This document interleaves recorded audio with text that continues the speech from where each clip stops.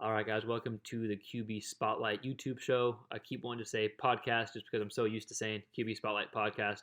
We actually just recorded our this week's episode, which you can find in the link below. I'll put it below the description in this YouTube show. But I wanted to make a video about the Gus Malzahn hire at UCF and the fit that Dillon Gabriel will be in that offense, just because there's a lot of stuff going around on the internet right now, a lot of things being speculated and kind of thrown about just about how Dillon Gabriel is going to fit that offense, the previous success and the previous failures that quarterbacks have had with Gus Malzahn's offense, and is that going to affect Dillon Gabriel? Yada yada yada. So I wanted to compare the offense that UCF has ran the past few years with Frost and with Josh Heupel, and I wanted to compare Gus Malzahn's offense that he's had at Auburn for this past majority of this decade, essentially.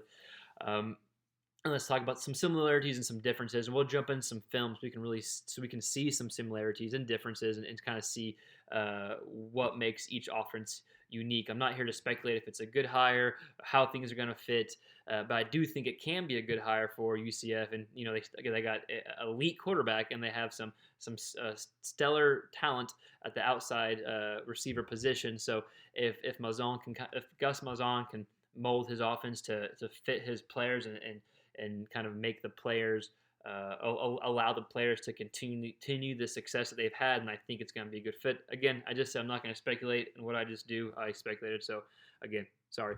But let's talk about the differences real quick. Let's get into it. So they're both spread offenses, right? UCF had more kind of air raid schemes and air raid system into it. They would spread you out. A lot of times you would see the receivers line up outside the numbers. They want as much field, as much width of the field as possible. They want to use it, and they use that space to create plays.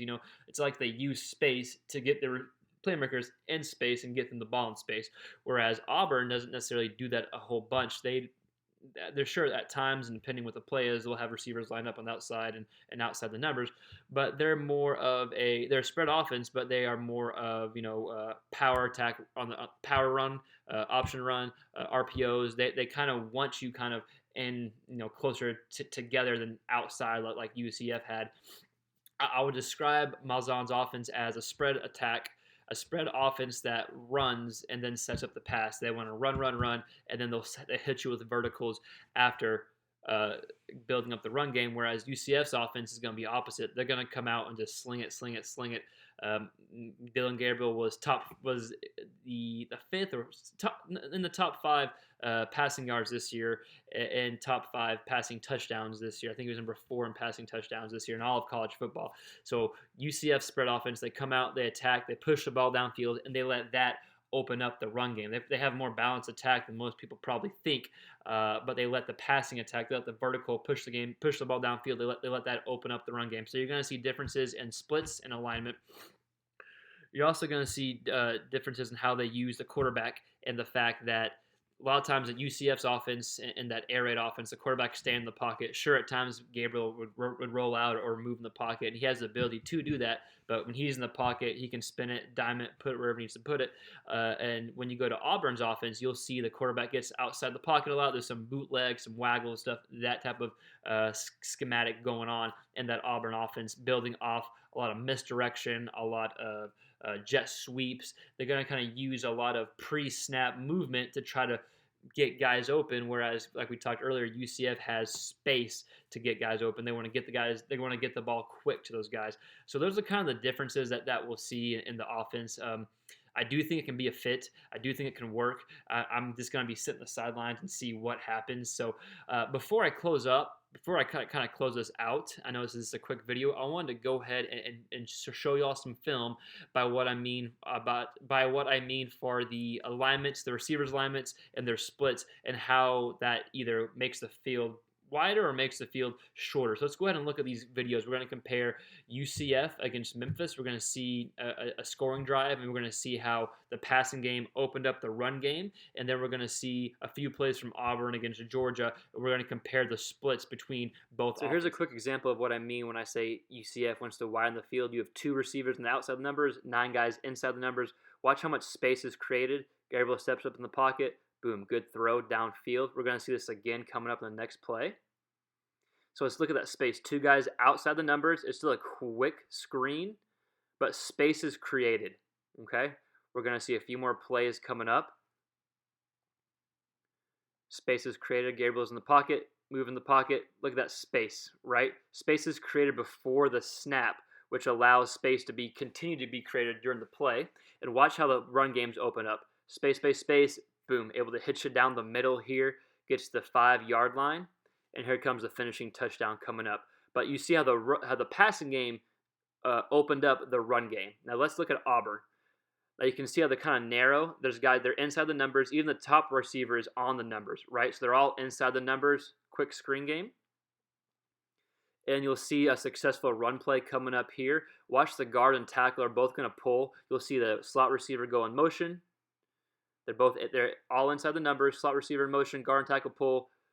Good play here. And then we're going to see 5 wide, but they're all inside the numbers, right? So they haven't spread the field out as wide as UCF has. You can see all 5 guys are inside the numbers, and pressure gets on Bo Nix. He escapes. So those were just a few quick clips from Gus Malzahn at Auburn and how a lot of his alignment goes. You saw even when they were completely spread and went empty, every player was inside the numbers compared to UCF at times would have 2 guys outside the numbers, sometimes 3 guys outside the numbers, and only 8 guys within the numbers. They really want to get as wide as possible, and so that's how they use their space. They use space to create space and get their playmakers the ball in space, whereas Auburn will have some more misdirection, pre-snap stuff to get the ball to the playmakers. And you also saw UCF would set up the run by successful pass plays. Auburn was different. They want to get the run game going and then hit you vertical with some play action stuff. And so there are definitely differences and similarities. Gabriel is truly an elite quarterback. This is going to be arguably the best quarterback that Gus Malzahn has had to work with. I know he had Jarrett Stidham, who was a 4th-round draft pick, I think, maybe 3rd round, one of those 2 by the Patriots. But besides that, Bo Nix had some good moments these past few years, but the Auburn fan base has wanted more out of that. Bo Nix's yards per attempt was only like 6.8 with both between the 2019 and 2020 season, whereas Dillon Gabriel is right under 9 yards per attempt. That he wants to push the ball downfield, and Gabriel set several AAC records this year as far as like how many yards in a game and so forth. So Malzahn's definitely walking into a good situation from the quarterback position, and I think also the running back position as well. Gus Malzahn Auburn's had 5 running backs drafted since 2014. So I think that the two compare the two compare well and they can mesh well. You don't want to force anything on someone if it doesn't fit that scheme. So I think if they can adapt and make Gus Malzahn's offense kind of work with the players that they have there, then you can see some success. But like I said, I'm just going to sit back, enjoy, see what happens.